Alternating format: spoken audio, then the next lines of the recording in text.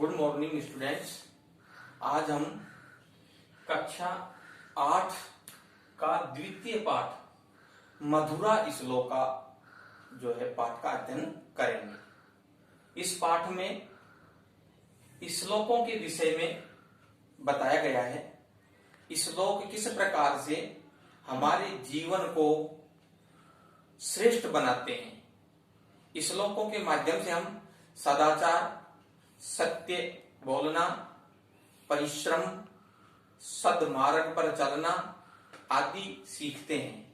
ये हमारे जीवन को किस प्रकार से उज्जवल बनाते हैं उसका मार्गदर्शक के रूप में जो है हमें सहयोग करते हैं। श्लोक जो है हमारे पास सूक्तियों के रूप में भी विद्यमान होते हैं जो हमारे जीवन को श्रेष्ठ बनाते हैं। हमारे इस पाठ के अंदर प्रथम श्लोक है, देखिए। शशिना शोभते रात्रि, सृष्टि सूर्येन शोभते, सत्येन शोभते वाणी, सदाचरणेन जीवनम। ये इस पाठ का प्रथम श्लोक है। शशिना शोभते रात्रि अर्थात रात्रि की शोभा चंद्रमा से होती है। शशिना का मतलब होता है शशि, चंद्रमा। शोभते शोभायमान होना या सुंदरता। रात्रि सृष्टि सूर्येन शोभते, और सृष्टि की सुंदरता सूर्य से होती है, अर्थात सूर्य के निकलते ही पूरी प्रकृति जो है वो खिल उठती है, शोभायमान हो जाती है, स्वर्णिम आभा लेकर के जो है दर्शित होती है। अतः सृष्टि सूर्येन शोभते, सूर्य से सृष्टि की शोभा होती है। आगे कहता है सत्येन शोभते वाणी, सदाचरणेन जीवनम। और फिर कहता है कि वाणी की शोभा सत्य बोलने से होती है। अतः हमको जीवन में सत्य बोलना चाहिए, सत्य से ही वाणी की सार्थकता है।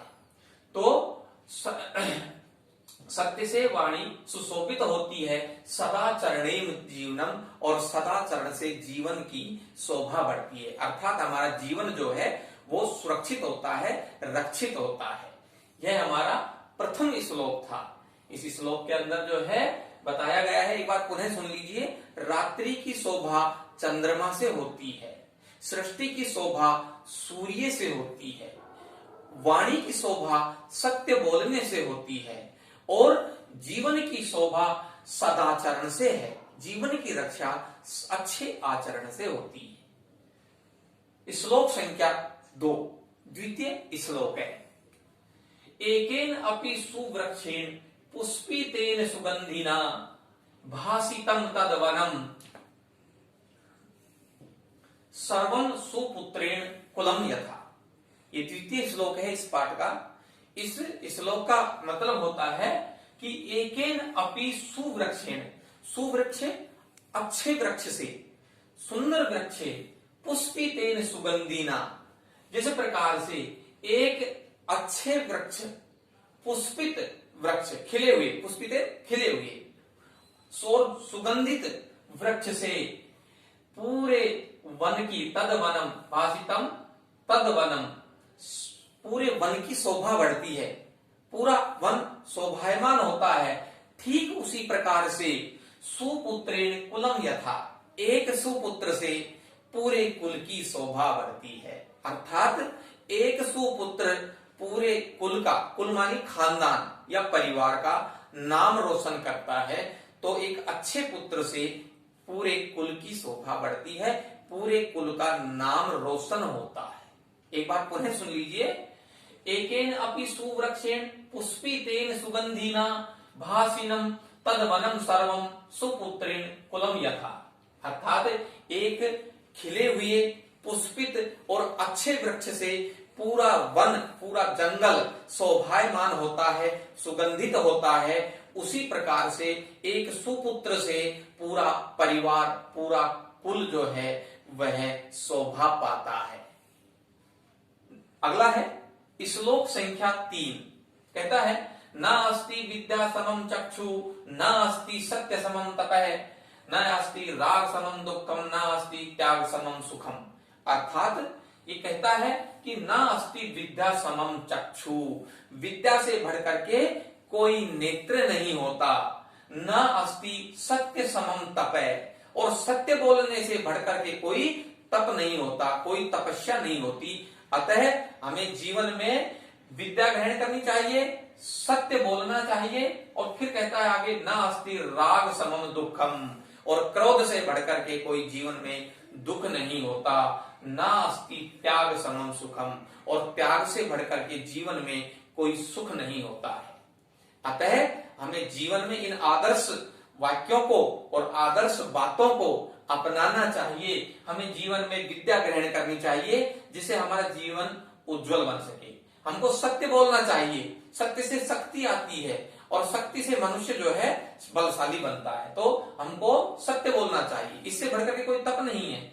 ना अस्ति राग समम दुखम, हमें जीवन में कभी क्रोध नहीं करना चाहिए। अगर हमें क्रोध आएगा तो दुख स्वयं जो है वह उत्पन्न हो जाएगा। और त्याग, न अस्ति त्याग समम सुखम, और जिस मनुष्य के जीवन में त्याग की भावना है वह मनुष्य सबसे ज्यादा सुखी होता है। उसे किसी प्रकार की कोई पीड़ा, व्याधा, दुख नहीं होता। तो मनुष्य के जीवन में, मनुष्य के आचरण में त्याग की भावना का होना बहुत जरूरी है। श्लोक संख्या 4। नरस्य आभरणम रूपम, रूपस्य आभरणम गुणः, गुणस्य आभरणम ज्ञानम, ज्ञानस्य आभरणम क्षमा।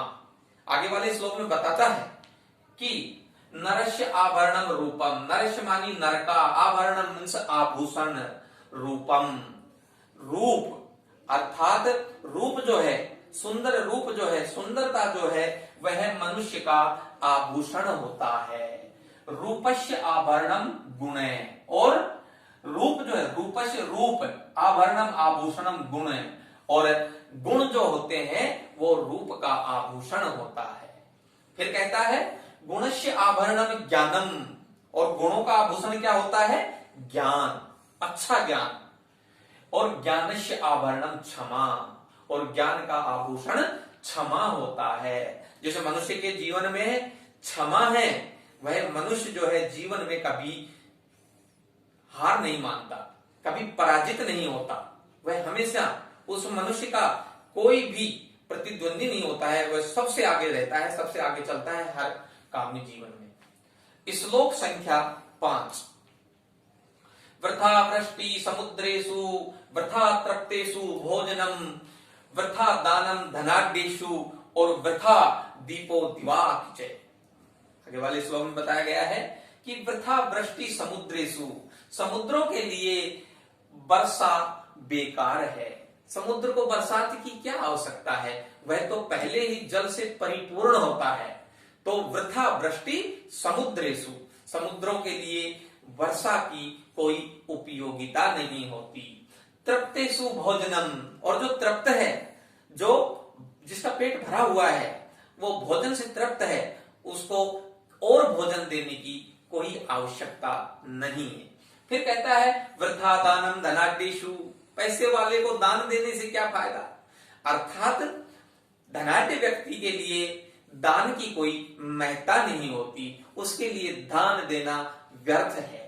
फिर कहता है वृथा दीपो दिवापीचे, जिस प्रकार से दिन में दीपक जलाने से कोई उपयोगिता नहीं है, व्यर्थ है। अर्थात जब दिन में उजाला होता है, दिन खुद ही प्रकाशमान होता है, तो दिन में दीपक जलाने की कोई उपयोगिता नहीं होती है। अर्थात एक बार फिर से, वृथा वृष्टि समुद्रेषु, समुद्रों के लिए वर्षा बेकार है। वृथा तृप्तेषु भोजनम, तृप्त व्यक्ति के लिए भोजन व्यर्थ है। वृथा दानम धनाढ्येषु, पैसे वाले के लिए दान व्यर्थ है। उसी प्रकार से वृथा दीपो दिवापीचे, दिन में दीपक जलाना व्यर्थ है। एक बार पुनः श्लोकों का हिंदी अनुवाद में दोबारा से बोल रहा हूं, आप एक बार ध्यान से सुने उनको और इनको देख ध्यान पूर्वक जो है समझें। शशिना शोभते रात्रि, रात्रि की शोभा चंद्रमा से होती है। सृष्टि सूर्येन शोभते, सूर्य जो है से सृष्टि की शोभा होती है या उसकी रचना होती है। सत्येन शोभते वाणी, सत्य से, वाणी से जो है, सत्यवाणी से वाणी की शोभा होती है। सदाचरणेन जीवनम, और अच्छे आचरण से जीवन रक्षित होता है। द्वितीय श्लोक है कहता है एकेन अपि सुवृक्षेण पुष्पितेन सुगंधिना भासीनम तदवनम सर्वम सुपुत्रेण कुलम तथा। एक सुगंधित पुष्पित और अच्छे वृक्ष से पूरे वन की शोभा होती है, पूरे जंगल की शोभा होती है। ठीक उसी प्रकार से एक सुपुत्र से कुल की शोभा होती है या कुल का मान बढ़ता है। श्लोक संख्या 3। न अस्ति विद्या समम चक्षु न अस्ति सत्य समम तपः न अस्ति राग समम दुखम न अस्ति त्याग समम सुखम। और फिर कहता है श्लोक संख्या 3 में कि विद्या से बढ़कर के कोई नेत्र नहीं है, कोई चक्षु नहीं है। न अस्ति नहीं होता, विद्या समम विद्या के समान, चक्षु नेत्र, न अस्ति सत्य समम तपः और सत्य से के समान, सत्य से बढ़कर के कोई तप नहीं होता। न अस्ति राग समम दुखम, क्रोध से बढ़कर के कोई दुख नहीं होता, आसक्ति से बढ़कर कोई पीड़ा नहीं होती। न अस्ति त्याग समम सुखम, और त्याग से बढ़कर के जीवन में कोई सुख नहीं होता। नरस्याभरणम रूपम रूपस्याभरणम गुणे गुणस्याभरणम ज्ञानम ज्ञानस्याभरणम क्षमा। कहता है कि नरस्य आभरणम, नर मानी मनुष्य, आभरणम मीन्स आभूषण, रूपम अर्थात रूप जो होता है, सुंदरता जो होती है वो मनुष्य का आभूषण होती है। रूपस्य आभरणम गुणम, गुण कहता है, और रूप का आभूषण गुण होते हैं, अच्छे गुण होते हैं। गुणस्य आभरणम ज्ञानम, और गुणों का आभूषण अच्छा ज्ञान होता है। ज्ञान जो होता है वो गुणों का आभूषण होता है, मनुष्य के गुणों का आभूषण होता है। ज्ञानस्य आभरणम क्षमा, और क्षमा जो है वो ज्ञान का आभूषण होता है। मनुष्य के अंदर जितना भी ज्ञान है वो क्षमा के द्वारा जो है सुशोभित होते हैं, वो उसका आभूषण होता है। श्लोक संख्या 5। वृथा वृष्टि समुद्रेषु वृथा तृप्तेषु भोजनम वृथा दानम धनाढ्येषु वृथा दीपो दिवापि च। और कहता है कि वृथा वृष्टि समुद्रेषु, समुद्रों के लिए वर्षा व्यर्थ है, बेकार है। तृप्तेषु भोजनम, जो तृप्त है, भरा हुआ है, परिपूर्ण है, उसके लिए भोजन व्यर्थ है। वृथा दानम धनाढ्येषु, धनी व्यक्ति को, पैसे वाले व्यक्ति को दान देना व्यर्थ है, बेकार है। वृथा दीपो दिवा पीछे, और दिन में दीपक जलाना बेकार है, व्यर्थ है।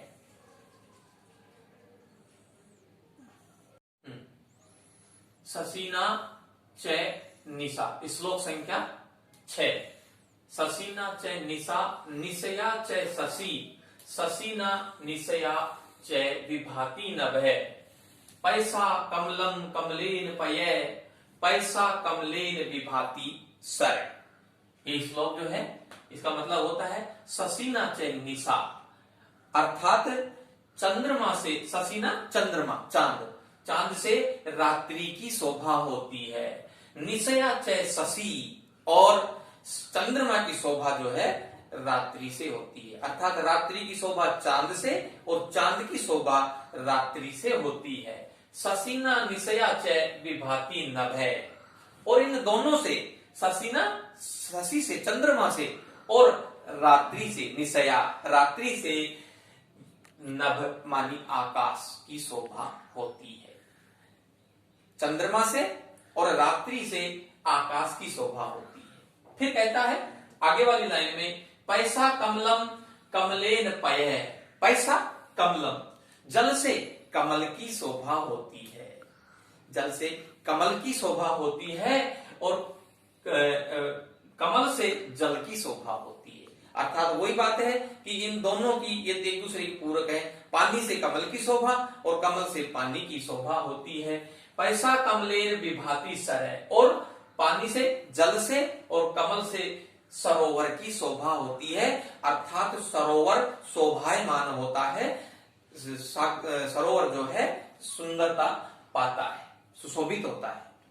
ठीक है, एक बार पुनः देख लीजिए कि ससीना च निशया निशा च शशि ससीना निशया च विभाति नभः पैसा कमलम कमलेन पयः पैसा कमलेन विभाति सर, अर्थात चंद्रमा से रात्रि की सुशोभित होती है और रात्रि से चंद्रमा सुशोभित होता है और चंद्रमा से और रात्रि से आकाश सुशोभित होता है, शोभायमान होता है। उसी प्रकार से द्वितीय में कहा गया है पैसा कमलम कमलेन पय पैसा कमलेन विभाति सरे, जल से कमल की शोभा होती है और कमल से जल की शोभा होती है और दोनों से पानी से और कमल से तालाब सुशोभित होता है, सरोवर की शोभा होती है। श्लोक संख्या 7। यस्य नास्ति स्वयं प्रज्ञा शास्त्रम तस्य करोति किम लोचनाभ्याम भीनस्य दर्पणः किम करिष्यति। अर्थात ये कहता है कि यस्य नास्ति स्वयं प्रज्ञा, अर्थात यस्य जिसके पास नास्ति नहीं है स्वयं प्रज्ञा स्वयं की बुद्धि, जिसके पास स्वयं का विवेक नहीं है, स्वयं की बुद्धि नहीं है, शास्त्रम तस्य करोति किम, शास्त्र तस्य उसका करोति कर सकता है, किम क्या कर सकता है। अर्थात जिसके पास स्वयं की बुद्धि नहीं है, स्वयं का विवेक नहीं है, शास्त्र उसका क्या कर सकता है, अर्थात कुछ भी नहीं। ठीक आगे कहता है लोचनाभ्याम वीनश्य दर्पण किम करिष्यति। आंखों के अंधे के लिए, जो अंधा है जिसके आंख नहीं है, लोचनाभ्याम वीनश्य दर्पण किम करिष्यति, दर्पण क्या कर सकता है। लोचनाभ्याम नेत्र, विहीनस्य के बिना, विहीन, दर्पण दर्पण में होता है शीशा, किम करिष्यति क्या कर सकता है। आंखों के अंधे के लिए शीशा क्या कर सकता है। एक बार पुनः देखिए आप, जिसके पास स्वयं की बुद्धि नहीं है, शास्त्र उसके लिए क्या कर सकता है। जिसके नेत्र नहीं है, जिसके पास चक्षु नहीं है, आंखें नहीं है, दर्पण उसके लिए क्या कर सकता है, अर्थात कुछ भी नहीं कर सकता। धन्यवाद है। शोभनम दिवसे।